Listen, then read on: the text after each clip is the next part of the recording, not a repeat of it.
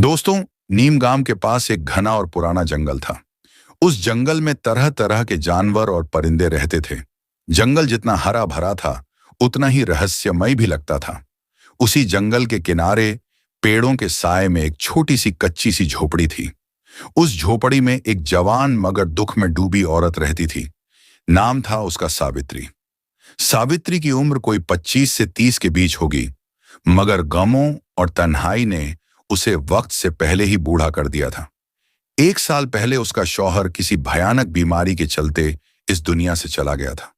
उसके बाद से सावित्री बिल्कुल अकेली रह गई थी। न कोई अपना, न कोई सहारा। वो जंगल से लकड़ियां इकट्ठा करती थी और गांव में कभी सिलाई बुनाई करके जैसे तैसे अपना गुजारा करती थी। वो देखने में बहुत खूबसूरत थी, लेकिन उसकी आंखों में एक गहरी उदासी छुपी रहती थी। वो किसी की बात का बुरा नहीं मानती थी। अब उसकी जिंदगी का मकसद सिर्फ इतना रह गया था, रोज की जरूरतें पूरी करना और किसी तरह दिन गुजारना। एक दिन की बात है, सावित्री रोज की तरह जंगल में लकड़ियां चुन रही थी। तभी पास के एक दरख्त से एक बड़ा सा बंदर उतरकर उसके सामने आकर बैठ गया। पहले तो सावित्री थोड़ी घबरा गई, मगर जब देखा कि बंदर कुछ नहीं कर रहा, बस चुपचाप उसे देख रहा है, तो वो भी थोड़ा शांत हो गई। सावित्री ने धीरे से उसकी तरफ देखा और पूछा, तू कौन है? क्या चाहता है? बंदर ने जैसे उसकी बात समझ ली हो, चुपचाप अपना सिर झुका दिया। सावित्री हल्का सा मुस्कुराई और फिर अपने काम में लग गई। बंदर वहीं बैठा उसे देखता रहा।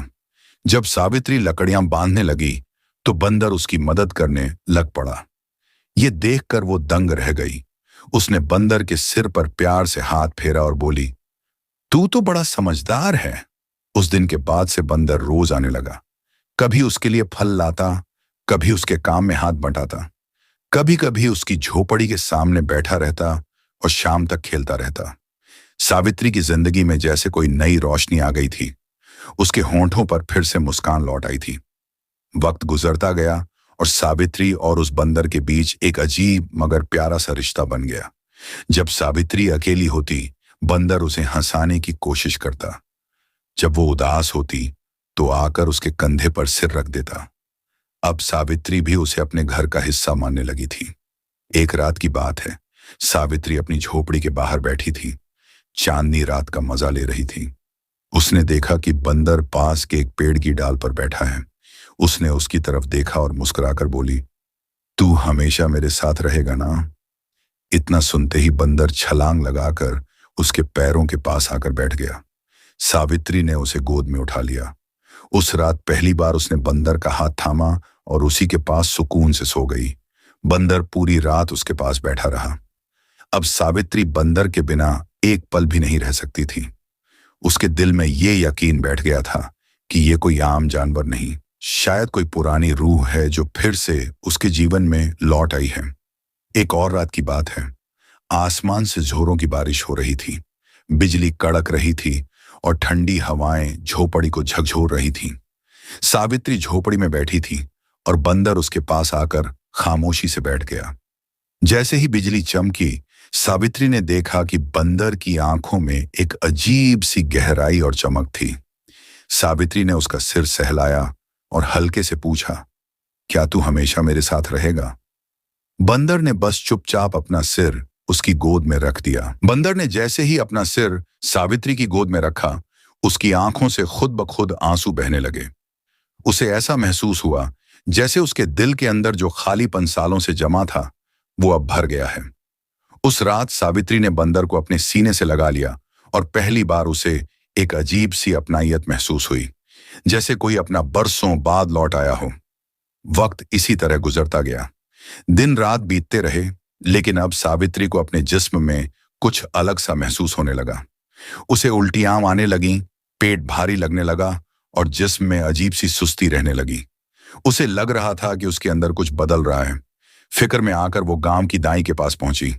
दाई ने उसे देखा, हाथ रखा और थोड़ी देर बाद कहा, सावित्री, तू मां बनने वाली है, तू प्रेग्नेंट है। सावित्री हक्का बक्का रह गई। उसने चौंक कर पूछा, यह कैसे हो सकता है? मेरा तो कोई शौहर नहीं है। दाई ने उसकी आंखों में झांक कर नरमी से कहा, बेटी, अल्लाह की मर्जी से ही सब कुछ होता है, किस रास्ते से वो हमें नहीं मालूम। सावित्री उलझन में थी। घर लौटते हुए उसके दिल में सवालों की तूफान मच रही थी। क्या ये मुमकिन है? क्या वो रात कुछ अलग थी, जब बारिश हो रही थी, बिजली चमक रही थी और उसने बंदर को अपने पास सुला लिया था? उस रात उसे एक अजीब सी सुकून मिला था। क्या वही वाकया उसकी कोख का सबब बन गया? अब उसके दिल में डर घर करने लगा था। क्या सच में बंदर उसका बच्चा पैदा कर सकता है? ये सोच सोच कर वो कांप उठती थी। अब जब भी वो बंदर को देखती, उसके दिल में झिझक और खौफ पैदा होता था। बंदर हमेशा की तरह ही उसके आसपास रहता, उसकी मदद करता, फल लाता, लगड़ियां इकट्ठा करता। लेकिन अब सावित्री का दिल बोझिल हो चुका था। उसके दिल में सवालों का तूफान चल रहा था। क्या ये मोहब्बत है, कोई करिश्मा है, या कोई सजा? ये बंदर कोई आम जानवर है, या कोई रूह, कोई देवता, या कोई बद्दुआ वाला इंसान जो जानवर बन चुका हो? उसे इन सवालों का कोई जवाब नहीं मिल रहा था। अब गांव में बातें फैलने लगी थीं। सब कह रहे थे, एक विधवा के पेट में बच्चा, ये कैसे मुमकिन है? जरूर कोई गुनाह किया है इसने। शायद जंगल का कोई जिन्न या भूत इसे सपनों में आता होगा। सावित्री इन बातों से बहुत परेशान थी। वो जानती थी उसने किसी मर्द को हाथ तक नहीं लगाया। फिर भी ये सब कैसे हुआ? उसके दिल में हर रोज वही बारिश वाली रात घूमती रहती। वो पल जब उसने बंदर को अपनी गोद में लिया था, और उसी के बाद उसके अंदर सब बदल गया था। एक दिन वो झोपड़ी के बाहर बैठी थी। बंदर पास ही बैठा था और उसकी आंखों में देख रहा था।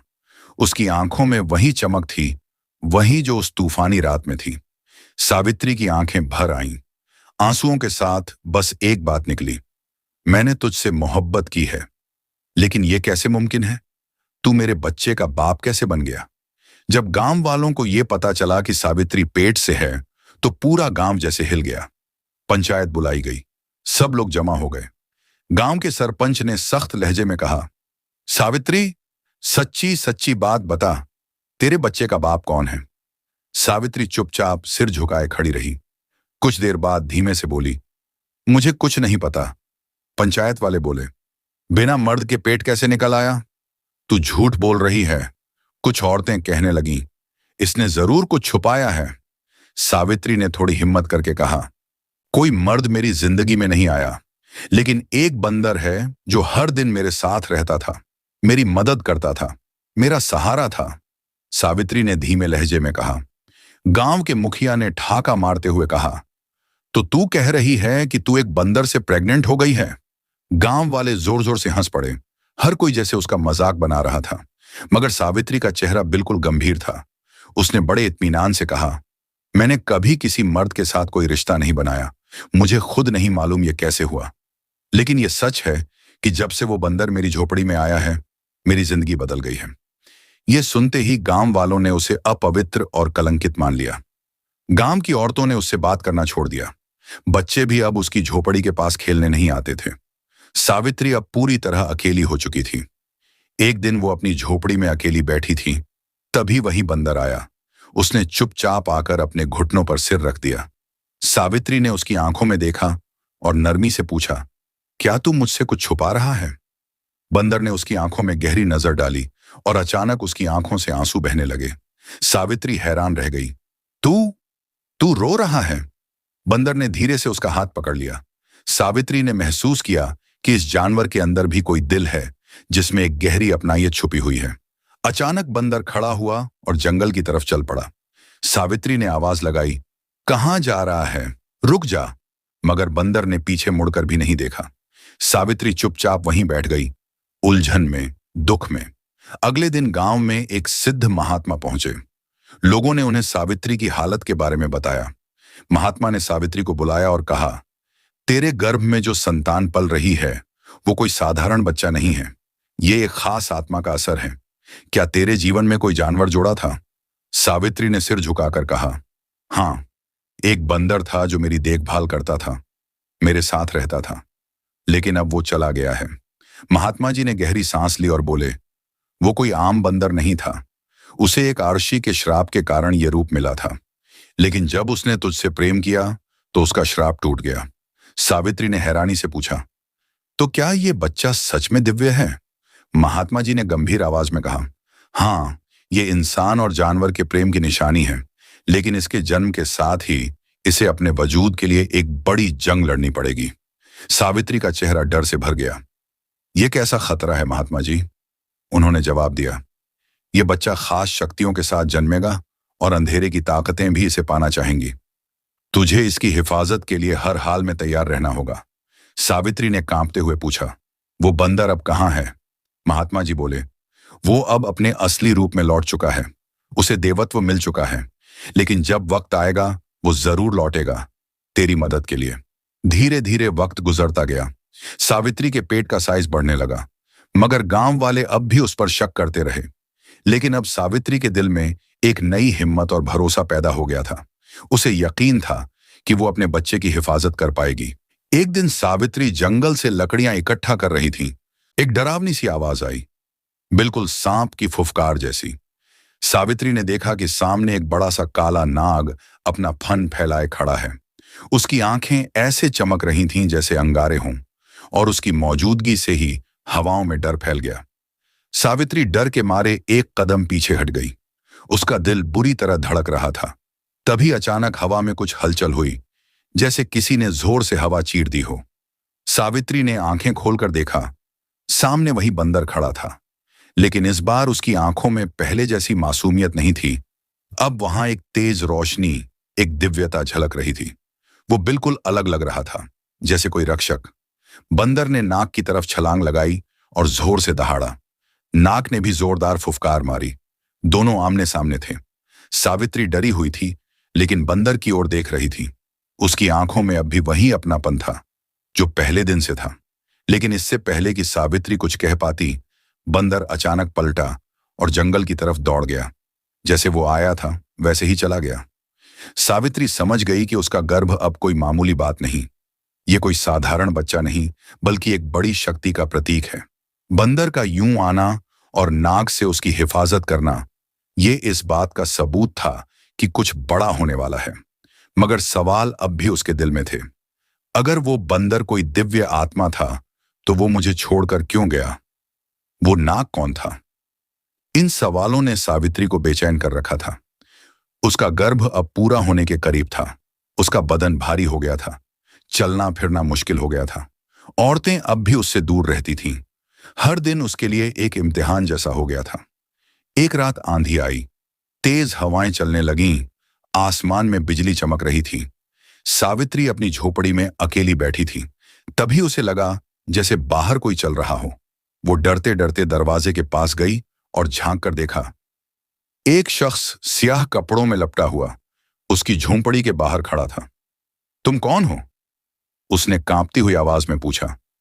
वो शख्स धीरे से उसकी तरफ बढ़ा। उसके हाथ में एक लंबा त्रिशूल था। उसके चेहरे पर अजीब सी रोशनी थी, लेकिन आंखों में सख्ती और क्रूरता थी। तूने जो बच्चा पेट में पाल रखा है वो आम नहीं है, वो एक शक्ति है। मैं उसे लेने आया हूं, उस शख्स ने कहा। सावित्री घबराकर पीछे हट गई। तू कौन है? उसने डरते हुए पेट पर हाथ रखा और कहा, तू मेरी औलाद को कोई नुकसान नहीं पहुंचा सकता। उस काले शख्स ने जोर से हंसते हुए कहा, मुझसे बचना नामुमकिन है।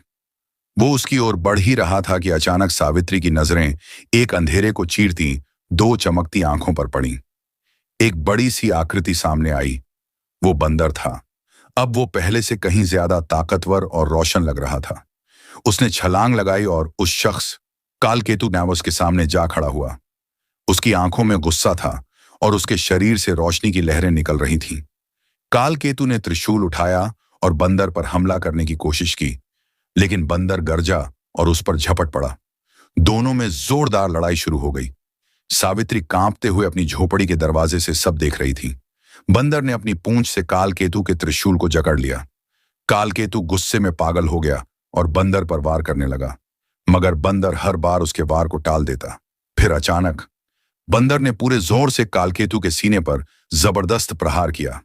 कालकेतु जमीन पर गिर पड़ा, दर्द से चिल्लाने लगा, और तभी आसमान में बिजली जोर से चमक उठी और चारों तरफ एक रूहानी सी रोशनी फैल गई, जैसे आसमान से कोई नूर उतर आया हो। कालकेतु का जिस्म जलने लगा। वो तड़पता रहा और फिर धीरे धीरे धुएं में बदलकर गायब हो गया। बंदर अब भी वहीं खड़ा था, लेकिन अब उसकी आंखों में कोई गुस्सा नहीं था, बस गहरी शांति और रहम दिखाई दे रही थी। डर के मारे कांपती हुई सावित्री ने बहुत धीमी आवाज में कहा, तू तू कौन है? बंदर धीरे धीरे उसकी तरफ बढ़ा और अपनी नरम हथेली सावित्री के हाथ में रख दी। उसी पल उसके पूरे जिस्म से एक जबरदस्त रोशनी फूटी और देखते ही देखते वो एक खूबसूरत नूरानी नौजवान में बदल गया। सावित्री हैरानी से उसे देखती रह गई।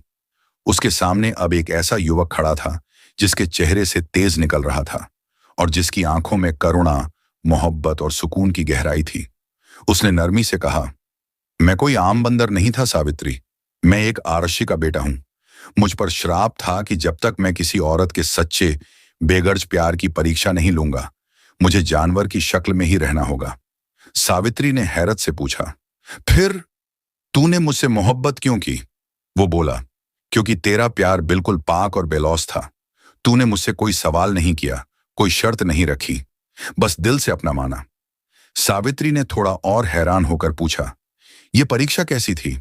वो बोला, तेरे गर्भ में जो बच्चा पल रहा है वो कोई आम बच्चा नहीं, वो सृष्टि के संतुलन का प्रतीक है। लेकिन काल केतु जैसे राक्षस अभी भी जिंदा हैं। सावित्री ने उसका हाथ पकड़ते हुए कहा, तो फिर तूने मुझे अकेला क्यों छोड़ा? वो हल्के से मुस्कुराया और बोला, मैंने तुझे इसीलिए छोड़ा ताकि ये देख सकूं कि क्या तू मेरे बिना भी अपने बच्चे की हिफाजत कर सकेगी या नहीं। और तूने साबित कर दिया, तू सच्ची संगिनी है। सावित्री की आंखों से आंसू बह निकले। उसने उसे सीने से लगाते हुए कहा, अब मैं तुझे कभी जाने नहीं दूंगी। युवक बोला, और अब मैं भी तुझे कभी छोड़कर नहीं जाऊंगा, लेकिन तेरे गर्भ की हिफाजत के लिए मुझे फिर से अपने दिव्य रूप में लौटना होगा। मैं लौटूंगा जब तेरे या तेरे बच्चे पर कोई बड़ा खतरा आएगा। सावित्री ने घबराकर कहा, अगर तू चला गया तो मैं अकेली कैसे रहूंगी? उसने उसका चेहरा दोनों हाथों से थामते हुए कहा, तेरे दिल में जो हिम्मत है वही तुझे बचाएगी और मैं हमेशा तेरे साथ रहूंगा, चाहे तू मुझे देख सके या नहीं। उसने सावित्री का हाथ धीरे से छोड़ा और फिर से तेज रोशनी में बदल गया। कुछ ही पल में वो फिर से बंदर के रूप में लौट आया। बंदर ने सावित्री की तरफ एक आखिरी बार प्यार से देखा और जंगल की ओर दौड़ गया। सावित्री वहीं बैठी रह गई। उसके दिल में डर और मोहब्बत दोनों का अजीब सा मेल था। अब उसे यकीन हो गया था, उसके गर्भ में जो संतान पल रही थी वो सिर्फ उसकी नहीं थी, वो बच्चा इस कायनात की हिफाजत का जरिया था। सावित्री का गर्भकाल पूरा होने को था। उसके जिस्म में हलचल बढ़ने लगी थी। गांव वाले अब भी उसे शक की नजर से देख रहे थे, लेकिन सावित्री के दिल में अब ना कोई डर था, ना कोई शक। उसे पूरा भरोसा था, उसकी संतान एक खास मकसद के लिए इस दुनिया में आ रही है। सुबह होते ही गांव में एक अजीब सी हलचल मच गई। आसमान पर अंधेरा छा गया, पेड़ जोर से हिलने लगे और परिंदे डर के मारे इधर उधर उड़ने लगे। सावित्री झोपड़ी के बाहर आई तो देखा, गांव के बाहर एक बहुत बड़ी डरावनी आकृति खड़ी थी। वो कोई और नहीं, वही कालकेतु था। उसकी लाल आंखों में गुस्से की आग जल रही थी। उसने गूंजती हुई आवाज में कहा, मैं वापस आ गया हूं, तेरे पेट की औलाद को इस दुनिया में आने नहीं दूंगा। लेकिन सावित्री अब वो कमजोर औरत नहीं थी। उसने सीधा उसकी आंखों में देखते हुए कहा, तू मेरी औलाद को छू भी नहीं सकता। कालकेतु जोर से हंसा, तू अकेली औरत मेरा क्या बिगाड़ेगी? मैं तो अंधेरे की ताकत का मालिक हूं। इतना कहकर उसने त्रिशूल उठाया और पूरी ताकत से सावित्री की तरफ फेंका। सावित्री ने आंखें बंद कर लीं, लेकिन तभी हवा में एक जबरदस्त गर्जना हुई। सावित्री ने आंखें खोलीं और देखा, सामने वही बंदर खड़ा था, लेकिन अब उसकी आंखों में मोहब्बत नहीं, आग थी। बंदर ने हवा में छलांग लगाई और त्रिशूल को बीच में ही पकड़ लिया। फिर उसी त्रिशूल को पूरे जोर से कालकेतु की तरफ फेंका। त्रिशूल सीधा जाकर कालकेतु के सीने में घुस गया। वो दर्द से तड़पने लगा। बंदर ने गुस्से में कहा, अब तेरा अंत पक्का है कालकेतु, तू अब इस कायनात का हिस्सा नहीं रहेगा। कालकेतु चीखते हुए बोला, तू मुझे खत्म नहीं कर सकता। लेकिन उसकी बात खत्म होने से पहले ही बंदर ने एक जबरदस्त छलांग लगाई और उसके सिर पर वार किया। कालकेतु का जिस्म जलने लगा और कुछ ही पल में वो राख बनकर मिट गया। अब बंदर धीरे धीरे सावित्री के पास आया। उसकी आंखों में अब शांति और मोहब्बत की रोशनी थी। उसने सावित्री का हाथ छुआ और कहा, अब तुझे अपने नसीब का सामना करना है। सावित्री को एक तेज पीड़ा महसूस हुई। वो जमीन पर बैठ गई। बंदर ने उसके सिर पर हाथ रखा। उसे ऐसा लगा जैसे कोई रोशनी उसके अंदर से निकल रही है। फिर एक बच्चे के रोने की आवाज गूंजी। सावित्री ने नीचे देखा। उसकी गोद में एक दिव्य बच्चा था। उसके बदन से सोने जैसी रोशनी निकल रही थी। बंदर ने उस बच्चे को देखा और कहा, यह बच्चा इंसान और देवता के मिलन का निशान है। ये आगे जाकर धर्म और ताकत का प्रतीक बनेगा। इसकी हिफाजत करना अब तेरा फर्ज है। सावित्री ने प्यार से बच्चे को गोद में उठा लिया। बंदर ने मुस्कुराते हुए कहा, अब मेरा काम पूरा हो चुका है। सावित्री ने घबराकर कहा, अब तू मुझे छोड़कर मत जा। बंदर बोला, अब मुझे अपने असली रूप में वापस जाना होगा, लेकिन जब तुझे मेरी जरूरत होगी मैं फिर लौट आऊंगा। सावित्री ने बच्चे को सीने से लगा लिया और कहा, मैं जानती हूं तू मुझे कभी अकेला नहीं छोड़ेगा। बंदर ने मोहब्बत भरी नजर से उसकी तरफ देखा और फिर धीरे धीरे रोशनी में गुम हो गया। सावित्री ने आसमान की तरफ देखा और महसूस किया कि उसकी जिंदगी अब एक नई दिशा की तरफ बढ़ चुकी है। गांव के लोग जो पहले उसे बुरा समझते थे, अब उसे देवी मानकर पूजा करने लगे। सावित्री ने अपने बेटे को बहुत प्यार और हिम्मत से पाला। उसे यकीन था जिस दिन उसके बच्चे पर कोई खतरा आएगा, वही दिव्य बंदर वापस आएगा। बंदर का प्यार अब सावित्री की जिंदगी का हिस्सा बन चुका था। और इस तरह यह कहानी बन गई एक मिसाल प्यार, बलिदान और रूहानी शक्ति की, जो आने वाली पीढ़ियों को हमेशा हौसला देती रहेगी।